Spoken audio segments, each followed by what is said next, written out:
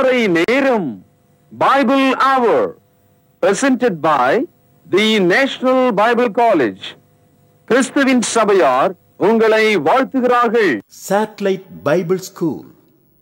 வணக்க நேயர்களே, வேத மாணவர்களே, கிறிஸ்துவுக்குள்ளுடன் சகோதர சகோதரிகளே, மீண்டும் இந்த நிகழ்ச்சியில் உங்களை சந்திப்பதில் எல்லையற்ற மகிழ்ச்சி.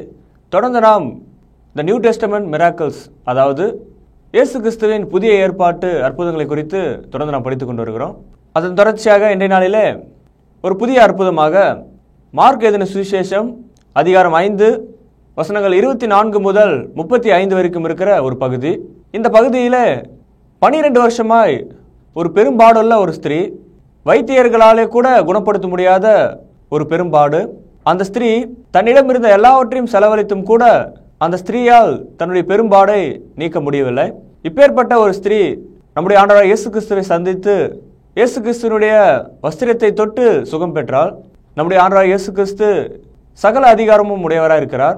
அந்த ஸ்திரீ விசுவாசம் உள்ளவளாய் இயேசு கிறிஸ்துடைய வஸ்திரத்தை தொட்டு சுகம் பெற்றுக்கொண்டாள். நம்முடைய விசுவாசம் கூட இந்த ஸ்திரீயை போல இருந்தால் நாமும் கூட நம்முடைய வாழ்க்கையில எப்பேற்பட்ட பிரச்சனைகளாக இருந்தாலும், எப்பேற்பட்ட பாரங்கள் சுமைகளாக இருந்தாலும் கூட அது நம்மை விட்டு நீங்கும் என்பதை இந்த நிகழ்ச்சியின் வாயிலாக இன்றைய நாளிலே கற்றுக்கொள்ளப் போகிறோம். இன்றைக்கு இயேசு எப்படி இந்த அற்புதத்தை நிகழ்த்தினார், எப்படி அந்த பெரும்பாடுள்ள ஸ்திரீ குணப்பட்டால், இந்த அற்புதத்தின் வாயிலாக நாம் என்ன கற்றுக்கொள்ளப் போகிறோம் என்பதை குறித்து இன்றைய நாளிலே வேத வசன ஆதாரங்களோடு தெளிவாக படிக்க இருக்கிறோம். எனவே அன்பு வேத மாணவர்களே, தொடர்ந்த நிகழ்ச்சியை பாருங்கள், பார்த்து பயன்பெறுங்கள். இன்றைய நாளிலும் கூட நமது போதகர் டாக்டர் பீட்டர் சாலமோன் அவர்கள் நற்செய்தி அளிப்பார்.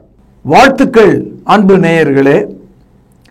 நமது ஆண்டவரும் கர்த்தரும் இரட்சகருமாயிருந்த இயேசு கிறிஸ்து இவ்வுலகத்தில் வாழ்ந்த போது அவர் மாபெரும் அற்புதங்களையும் பெரும் சுகத்தையும் மனிதர்களுக்கு கொடுக்கிறவராக இருந்தார். இந்த காலத்தில் ஒவ்வொரு நோய்க்கும் ஒரு மருத்துவமனை இருக்கிறது. பிரசவம் பார்ப்பதற்கென்று தனி மருத்துவமனை, சயரோக நோயை கவனிப்பதற்கு தனி மருத்துவமனை, குஷ்ரோகம் போன்ற கடுமையான வியாதிகளுக்கு தனி மருத்துவமனை. கூடுதலாக இந்த காலத்தில் இன்னொரு வார்த்தை ஒன்று நம்ம கவனிக்கிறோம், மல்டி ஸ்பெஷாலிட்டி ஹாஸ்பிட்டல் என்ற ஒரு வார்த்தையை நீங்கள் கவனிச்சிருப்பீங்க. அதனுடைய பொருள் என்னன்னா, பலவிதமான நோய்களுக்கும் ஒரே இடத்துல வைத்தியம் பார்க்கிற மருத்துவமனை இது. இப்போ பெரிய நகரங்களில் சிறிய சிறிய ஆஸ்பத்திரிகள் எல்லாம் பெரிதாக மாறி வருகிறது. அதனால் அவங்க என்ன சொல்கிறாங்க, மல்டி ஸ்பெஷாலிட்டி ஹாஸ்பிட்டல். இயேசுவை பாருங்கள், அவர் தனி ஒருவராக தேவனுடைய குமாரன் வித்தியாசப்பட்ட நோய்களை வித்தியாசப்பட்ட இடங்களில் ஆண்களுக்கும் பெண்களுக்கும் அவர் அற்புதங்களை செய்து கொண்டே இருக்கிறார். இன்னைக்கு உலகத்தில் இருக்கிற எல்லா மல்டி ஸ்பெஷாலிட்டி ஹாஸ்பிட்டல் எல்லாத்தையும் தாண்டி போயிடுறார். அவரிடத்தில் அவ்வளோ வல்லமை இருக்கிறது. அவர் வியாதியஸ்தர்களை சுகமாக்கும்படி அவர் வியாதியஸ்தர்கள் உள்ள இடங்களுக்கு அவர் நடந்து போனார். இன்னைக்கு நாம் ஒரு நோயாளியை ஆஸ்பத்திரிக்கு தூக்கிட்டு போகிறோம், ஆனால் இயேசு கிறிஸ்து நோயாளிகளை நோக்கி வருகிறார். இதனால்தான் நாம் அவரை ஆண்டவர் என்றும் இரட்சகர் என்றும் தேவனுடைய குமாரன் என்றும் அழைக்கிறோம். இயேசுவே என்று அவரை நோக்கி 2 கைகளை உயர்த்தி கதறுகிறோம். அவரிடத்தில் அன்பு இருக்கிறது. அவர் பாசமுள்ள இரட்சகராக இருக்கிறார். மார்க் எழுதிய சுவிசேஷம் 5வது அதிகாரம் 24 முதல் 34 வரை இந்த வசன பகுதியை நாம் இன்னைக்கு தெரிந்து கொள்ளலாம். இந்த காட்சியை நீங்கள் பார்க்க வேண்டும். இயேசுவை சுற்றிலும் பெரும் கூட்டம் அவருடைய வார்த்தையை கேட்கிறார்கள், அவரிடத்தில் சுகத்தை பெறுகிறார்கள். குடும்பம் குடும்பமாக அவரை சூழ்ந்து வருகிறார்கள். நூற்றுக்கதிபதி வருகிறான், அதிகாரிகள் வராங்க, சேனாதிபதிகள் வராங்க. இயேசு எல்லாருக்கும் பாரபட்சமின்றி தமது அன்பையும் தமது சுகத்தையும் அள்ளி வழங்குகிறார். அன்பு சகோதரர்களே, அந்த கூட்டத்தின் நடுவில் ஒரு பெண், அவளுடைய வயது என்னன்னு நமக்கு தெரியல. ஆனால் அவளுடைய வியாதி அது எவ்வளவு காலமாக அவளிடத்தில் இருக்கிறது என்ற ஒரு தகவல் நமக்கு தெரிகிறது. பாருங்கள், மார்க் 5வது அதிகாரம் 25வது வசனம். அப்பொழுது 12 வருஷமாய் பெரும்பாடு உள்ள ஒரு ஸ்திரீ. இங்கே அந்த நோயினுடைய காலம் 12 ஆண்டுகள்.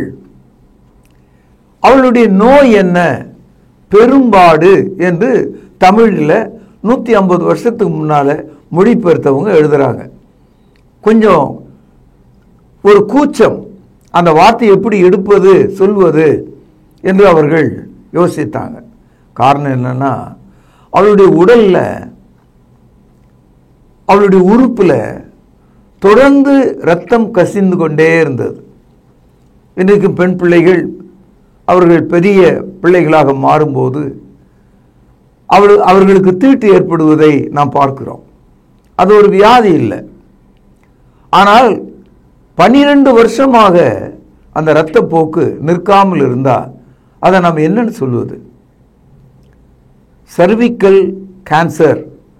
அதாவது அவளுடைய இடுப்பில், அவளுடைய உறுப்பில் ஒரு கேன்சர் இருக்கிறது. 12 ஆண்டு காலமாக இரத்தம் வடிந்து கொண்டே இருக்கிறது.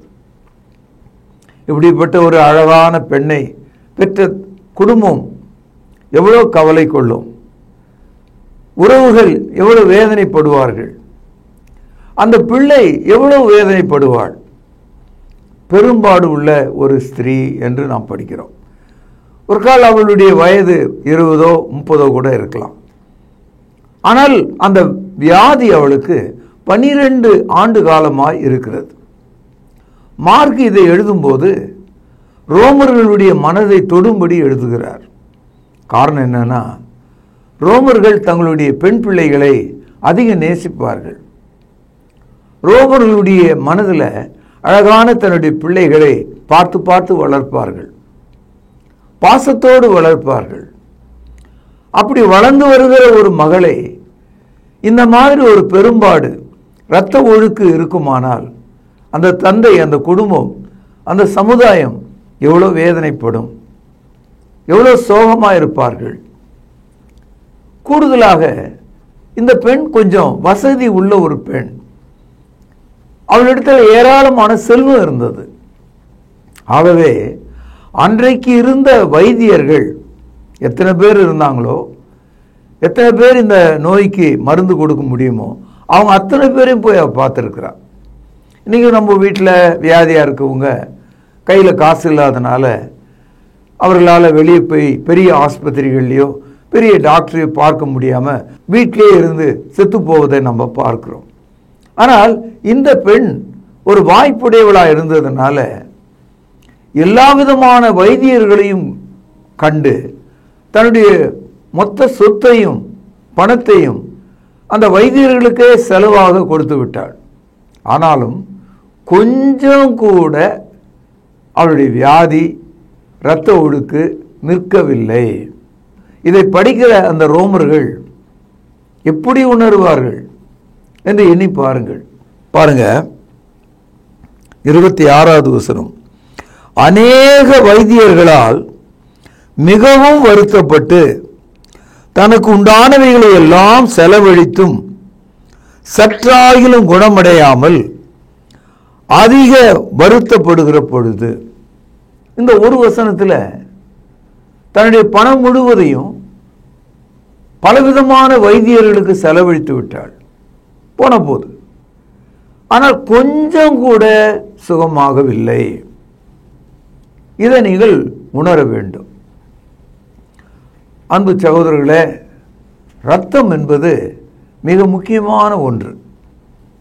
தேவன் மனிதனை ஆதாம் முதற்கொண்டு நம் வரைக்கும் ஒரே இரத்தத்தினால் உண்டு பண்ணினார். உன் உடம்புல ஓடுறதும் என் உடம்புல ஓடுறதும் ஒரே ரத்தம் தான்.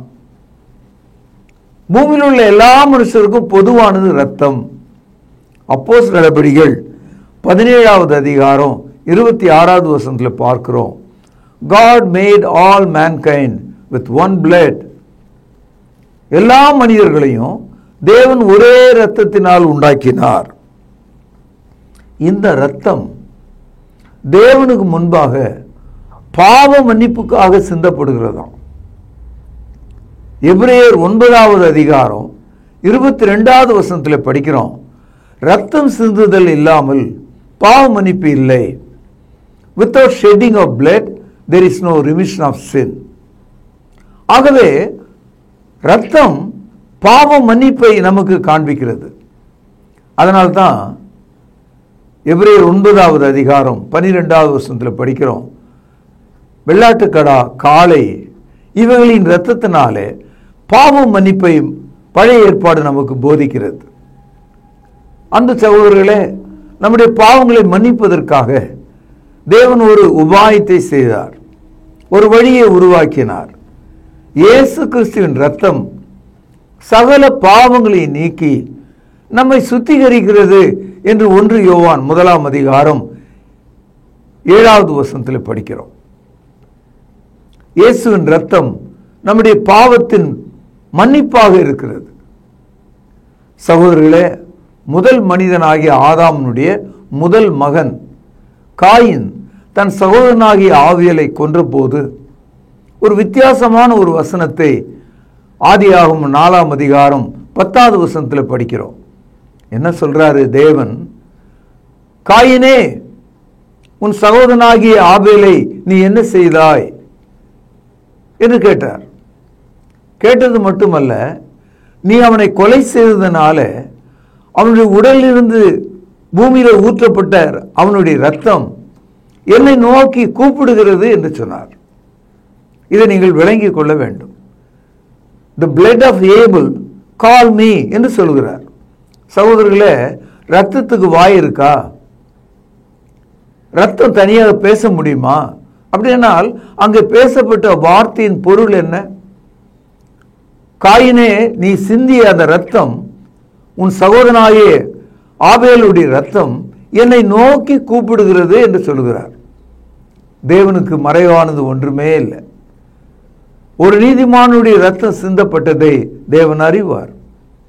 என்னை நோக்கி கூப்பிடுகிறது என்பதின் பொருள், அவன் நீதி உள்ள ரத்தத்தை பூமியிலே சிந்தி விட்டான். நீ ஒரு கொலைக்காரன்.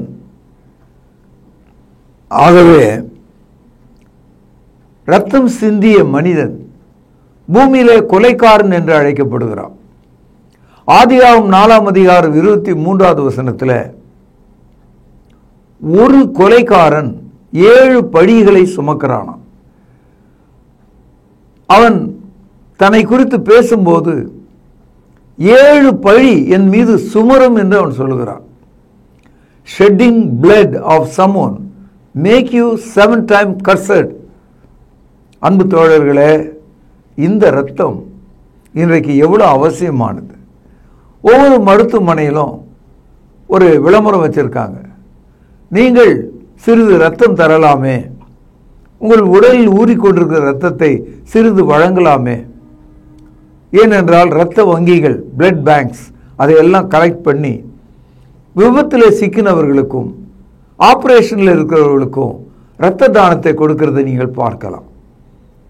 நம்முடைய இரத்தம் இன்னொருவருக்கு உதவி செய்ய முடியும் என்று நமக்கு தெரிகிறது. அன்பு தோழர்களே, இங்கே நாம் வாசித்த இந்த பெண் 12 வருஷமாக இரத்த ஊறலை உடையவளாக இருக்கிறாள். அந்த உதிரம் நிற்கவில்லை. தன் கையில் இருந்த காசு முழுவதையும் செலவு செய்தாள். தன்னுடைய சொத்தை எல்லாம் கூட விற்றுவிட்டாள்.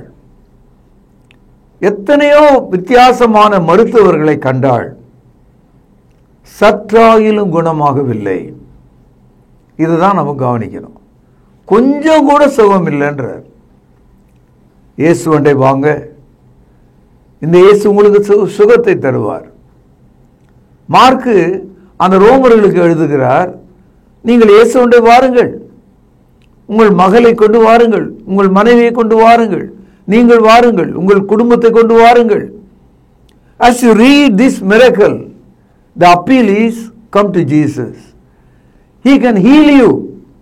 அவர் உங்களை சுத்தமாக்குவார். அன்பு தோழர்களே, இந்த காட்சியை நீங்க பாருங்க. நெருக்கடியான ஒரு கூட்டம், ஏறக்குறைய ஒரு 500 பேர் ஈ போல மொய்த்து கொண்டிருக்காங்க. வாழ்க்கையில 12 வருஷமா வியாதிப்பட்ட பெரும்பாடுள்ள அந்த ஸ்திரீ கூட்டத்தின் நடுவில் குனிந்து வளைந்து அப்படியே வந்து இயேசுனுடைய வஸ்திரத்தை தொட்டால் நான் சுகமாவேன் என்று அவள் முடிவெடுக்கிறாள். இயேசு பேசினால், இயேசு தமது கையை என் மீது வைத்தால் நான் சுகமாகுவேன் என்று அவள் சொல்லல. நான் போய் அவருடைய துணியை தொட்டாவே போதும், அவர் மேல இருக்க துணியை தொட்டாவே போதும். எவ்வளவு பெரிய விசுவாசம் பார்த்தீங்களா? எவ்வளவு பெரிய மகிழ்ச்சி அவருடைய உள்ளத்தில் இருந்திருக்க வேண்டும் பாருங்கள். இயேசுவை குறித்து கேள்விப்பட்டு நான் அவருடைய வஸ்திரங்களை ஆகிலும் தொட்டால் சொஸ்தமாவேன் என்று சொல்லி இயேசுவிடத்தில் அனுமதி பெறல. இயேசு வாயின் வார்த்தையினால் அவளை சுகமாக்கல. இயேசுவுக்கு அவள் இருக்கிறாள் என்றே அவருக்கு தெரியாது. அந்த கூட்டத்தின் நடுவில் அவள் இருக்கிறாள். ஒரு கால் நீங்களும் நானும் கூட இந்த சமுதாயத்தில் நம்மை குறித்து எந்த அடையாளமும் தெரியாதவர்களாக இருக்கலாம். நீ ஒரு அந்தரங்க சீஷனாக இருக்க முடியும், ஒரு ரகசிய சீஷனாக கிறிஸ்தவனாக இருக்க முடியும்.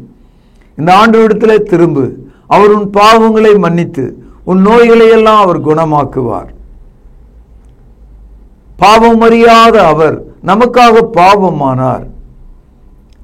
அவருக்குள் வாசமாயிருந்த நீதி நம்மீது வரவும், நம்மீது உள்ள அநீதி அவர் மீது வரவும் அவர் சிலுவையிலே மரித்தார். இயேசுனுடைய வஸ்திரத்தை தொடும்படியாக, தொட்டு பார்க்கும்படியாக அவள் விரும்பினாள். இயேசு இந்த உலகத்தில் வந்தபோது அவர் நிஜமான நபராக வந்தார். அவர் மீது ஒரு துணி ஆடை இருந்தது. அவர் ஒரு காணக்கூடாத ஒரு வஸ்துவாக வரவில்லை. அவர் தூரத்திலே தென்படுகிற மனிதனாக வரவில்லை. அப்போஸ்தலர் சொல்கிறார்கள், நாங்கள் அவரை கண்டோம், அவரை நோக்கி பார்த்தோம், எங்கள் கைகளால் அவரை தொட்டு மகிழ்ந்தோம். இயேசு கிறிஸ்து ஒரு மாயப்பொருளாக வராமல் நிஜ நபராக வந்தார். அந்த வார்த்தை மாம்சமாகி அவர் நமக்குள்ளே வந்து வாசம் பண்ணினார். யோவான் 1 அதிகாரம் 14வது வசனம். Jesus became flesh and dwell among us. அன்பு தோழர்களே, இந்த காட்சியை பாருங்கள். இவ்வளவு பெரிய நெருக்கடியின் மத்தியில் யாருடைய அனுமதி கேட்காம, இயேசுவிடத்தில் எந்த ஒரு பேச்சுவார்த்தை வைக்காம, அந்த பெண் கூட்டத்தின் நடுவில் அவள் துளாவி கொண்டு போய் இயேசு கிறிஸ்துனுடைய வஸ்திரத்தின் தொங்கலை தொட்டாள். பிரியமானவர்களே, யூதர்கள் அவர்கள் உடை அணியும் போது அந்த உடையின் மீது ஒரு சால்வையை போர்த்திக் கொள்வார்கள். அந்த சால்வையினுடைய முடிவில் 5 த்ரெட், 5 நூல்கள் தொங்கும். இந்த பக்கம் 5 நூல்கள் தொங்கும். அதை தூக்கி அவங்க கழுத்து மேலே போட்டிருப்பாங்க. அந்த த்ரெட், அந்த நூல்கள் எதை குறிக்குதுன்னா 10 commandments, 10 கட்டளைகளை அது குறிக்கிறது. பழைய யூதர்கள் ஒவ்வொரு முறையும் தேவைப்படும் போதெல்லாம் அவர்கள் மீது போட்டிருக்கிற அந்த சால்வையினுடைய எண்டில் இருக்கிற அந்த நூலை, அந்த த்ரெட்டை அவங்க தொட்டு பார்ப்பாங்க. ஒரு கட்டளை, 2வது கட்டளை, 3வது கட்டளை என்று சொல்லிக்கொண்டே இருப்பார்கள்.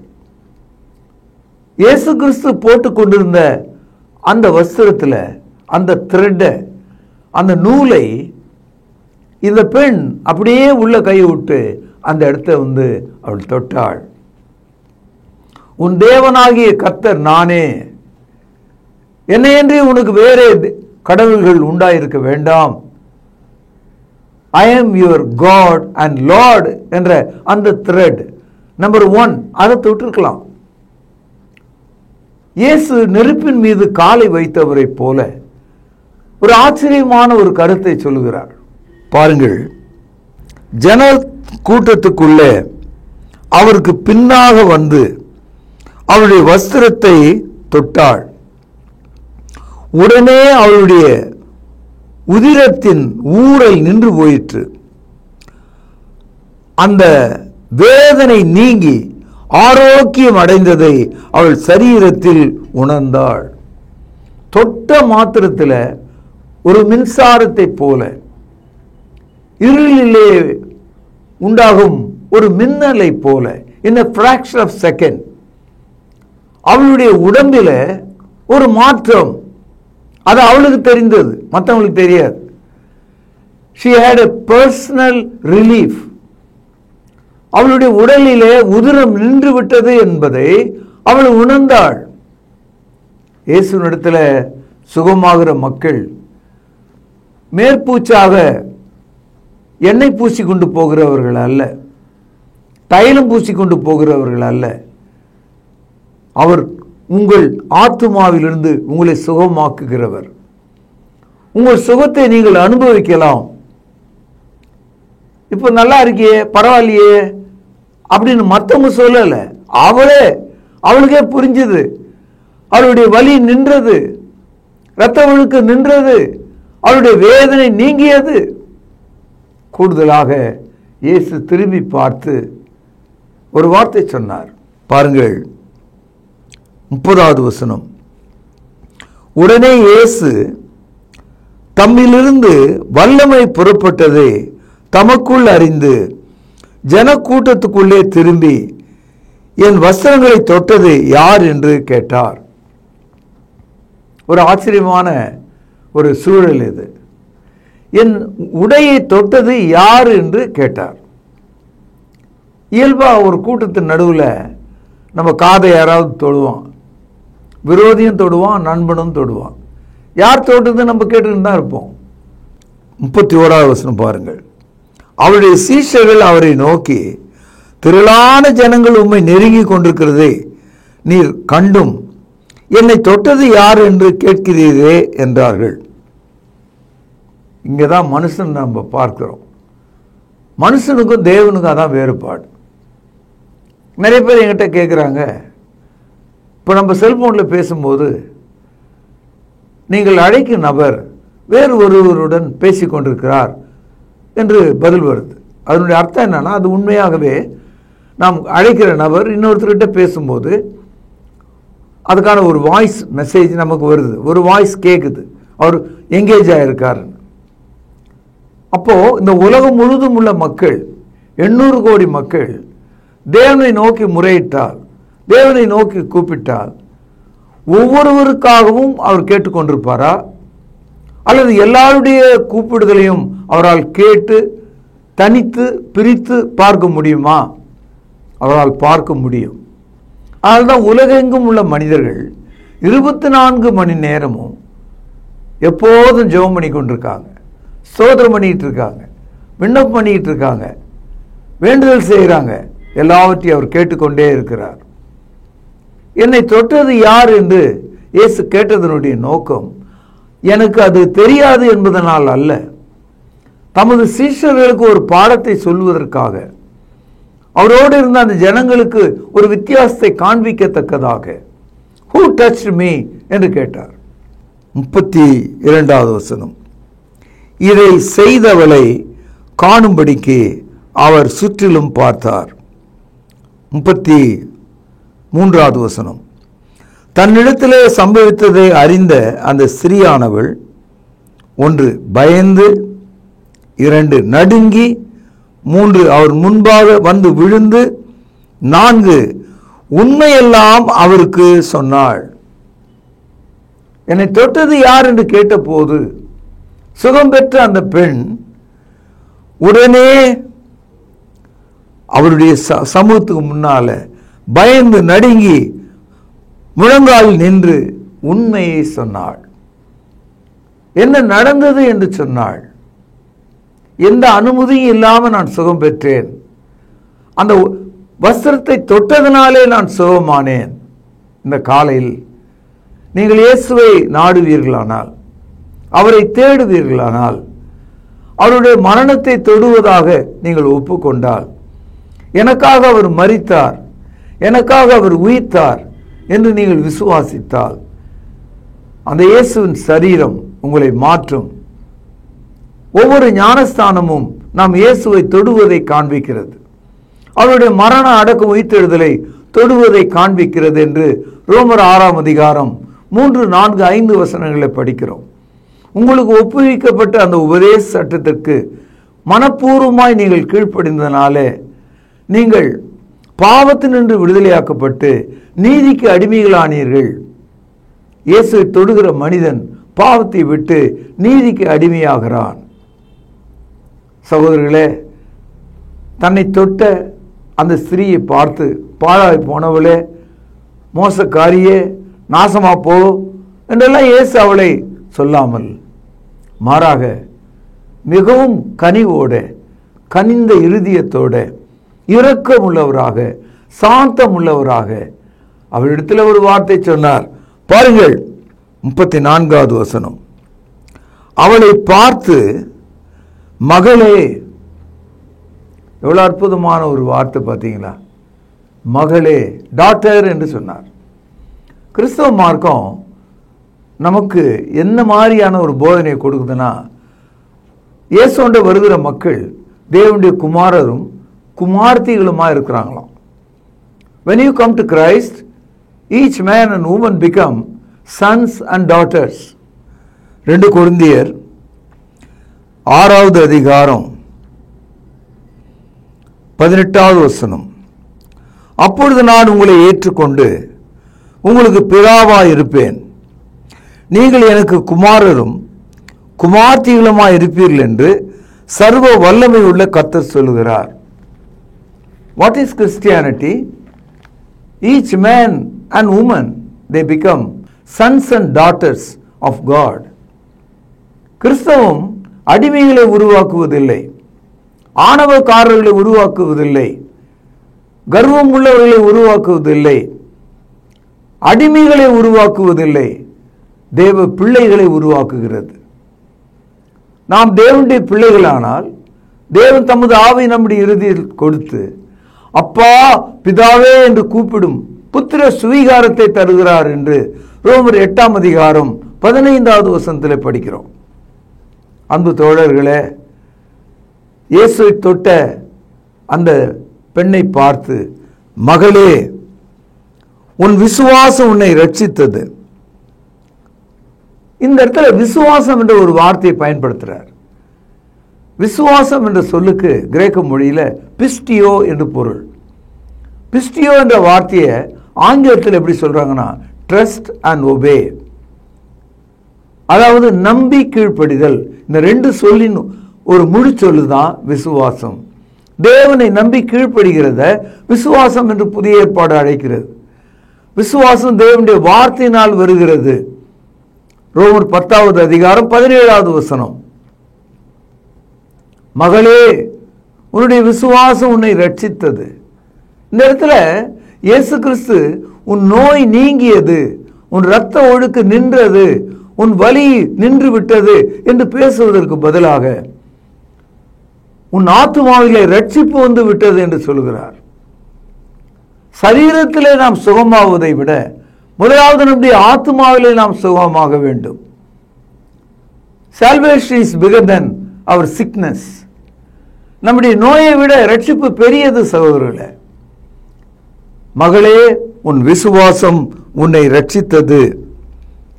அடுத்தது சொல்றாரு, நீ சமாதானத்தோடு போய் உன் வேதனை நீங்கி சுகமாயிரு என்று சொன்னார். இந்த இடத்துல இயேசு கிறிஸ்து அவளுக்கு ஒரு சமாதானத்தை சொல்கிறார். ஏசாயா 9ஆம் அதிகாரம் 6வது வசனத்தில் படிக்கிறோம், அவர் சமாதான பிரபு. இயேசு கிறிஸ்துக்குள்ளே நாம் சமாதானத்தை பெற்றுக் கொள்கிறோம். இயேசு சொன்னார், என் சமாதானத்தை உங்களுக்கு வைத்து போகிறேன். When you are healed, you receive the peace of God. நீ சமாதானத்தோடு உன் வலி நீங்கி சுகமாயிரு. Be happy. என் அன்பு தோழர்களே, இந்த காலையில் நாம் படித்த இந்த வசன பகுதி ஒரு ரோமன் படித்து பார்க்கிறார். கொடூரமான அந்த ரோமர்கள், ஜனங்களை துன்புறுத்துகிற, கொலை செய்கிற ரோமர்கள், இரத்த காட்டேரிகள், இரத்தத்தை சிந்தக்கூடியவர்கள். ஆனால் அவர்களுடைய வீட்டில் அவளுடைய மனைவி பிள்ளைகளுக்கு ஒரு சிறு காயம் ஏற்பட்டால் மிக துன்பப்படுவார்கள். ஆனால் இயேசு கிறிஸ்து எந்தவித முகவரியும் இல்லாம, அடையாளமும் இல்லாம, ஆண் பெண் என்று வித்தியாசம் இல்லாம அவர் சுகத்தை கொடுக்கிறார். இந்த இயேசுவை காணுங்கள் என்று சொல்கிறார். ஒரு கடிதத்தை நாம் எழுதும் போது அதற்கு ஒரு நோக்கம் இருக்கும். ஒரு புத்தகத்தை எழுதும் போது அதற்கு ஒரு நோக்கம் இருக்கும். மார்க்கு சுவிசேஷத்தை எழுதும் போது அந்த ரோமர்களுக்கு என்று எழுதுகிறார். அவர்கள் மனம் திரும்பும்படியாக எழுதுகிறார். இந்த நிகழ்ச்சியை படித்துவிட்டு யார் கடந்து போக முடியும்? தீராத 12 வருட இரத்த போக்கை இயேசுவை தொட்ட மாத்திரத்தில் நின்று வேதனை நீங்கி சுகம் பெற்றாள். எனவே அன்பு சகோதரர்களே, இந்த நாளில் கேட்ட இந்த சுவிசேஷ பகுதி உங்களை மாற்றவும், உங்களை செம்மைப்படுத்தவும், சீர்படுத்தவும், நம்பிக்கை பெறவும், இயேசுவை திரும்பவும் வேண்டும் என்று கேட்டு நிகழ்ச்சியை நிறைவு செய்கிற நாளை நாம் சந்திப்போம். பிரார்த்தனை செய்வோம். அன்பான தகப்பனே, 12 வருடம் தொடர்ந்து இரத்தப்போக்கிலே இருந்த அந்த பெண்ணை குறித்து நாங்கள் ஆச்சரியத்தோடு பார்க்கிறோம். அவளுடைய பணம் அவளை காப்பாற்றவில்லை. அவள் வாழ்ந்த காலத்தில் எந்த வைத்தியரும் அவளை காப்பாற்ற முடியவில்லை. இயேசு ஒருவரால் முடியும் என்பதை நாங்கள் புரிந்து கொள்கிறோம். இன்றைக்கும் தகப்பனே, மருத்துவமனைகளிலும் வீடுகளிலும் படுக்கையாய் கிடக்கிற உமது பிள்ளைகளை உயிர்ப்பிக்க வேண்டும் என்று ஜெபிக்கிறேன். சுகமளிக்க வேண்டும் என்று ஜெபிக்கிறேன். அவருடைய கண்ணீரை துடைக்க வேண்டும் என்று ஜெபிக்கிறேன். அவர்களுக்கு விசுவாசம் உண்டாகும்படி ஜெபிக்கிறேன். ஆண்டவர் இயேசுவின் நாமத்தில் ஜெபம் கேளும் ஜீவனுள்ள எங்கள் நல்ல பிதாவே, ஆமென். தொடர்பு கொள்ள வேண்டிய முகவரி: திருமறை நேரம், 58 சர்ச் தெரு, குமரன் நகர், சென்னை 6,82,000. தொலைபேசி எண் 044255008882. செல்போன் 9385500882.